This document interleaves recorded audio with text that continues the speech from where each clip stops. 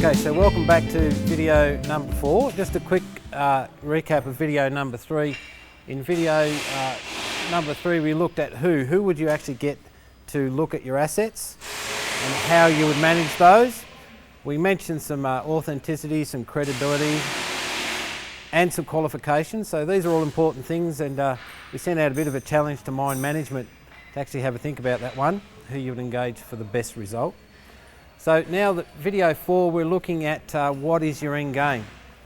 What is it that you're trying to achieve?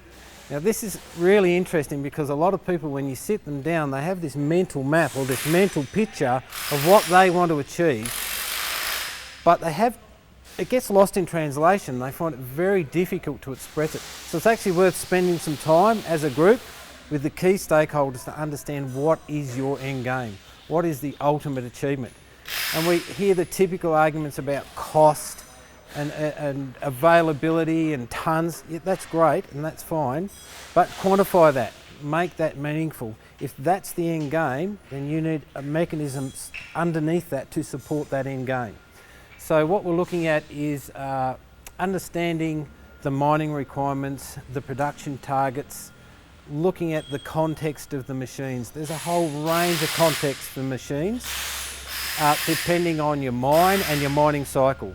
That also affects your maintenance and your asset management strategy. So you've got to understand that relationship and quantify that and put some intelligence into that. Do some basic calculations.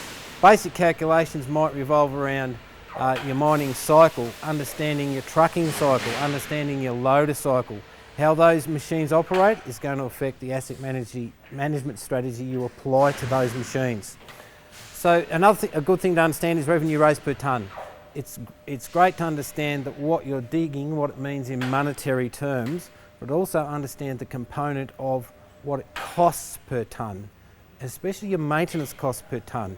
It might seem minuscule, but small changes can have big outcomes both in your cost per tonne and also your revenue raised per tonne, because the more tonnes you move, the more money that you're going to make. So that's just some of the thought processes and some of the things that go into your asset management strategy, your strategic asset management plan.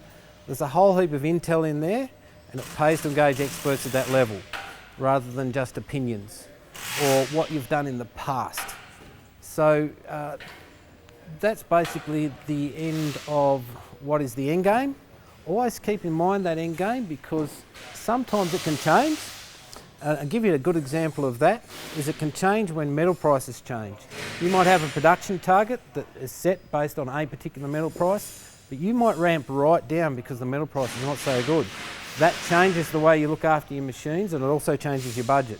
So there's a heap of considerations there to ramp up and ramp down.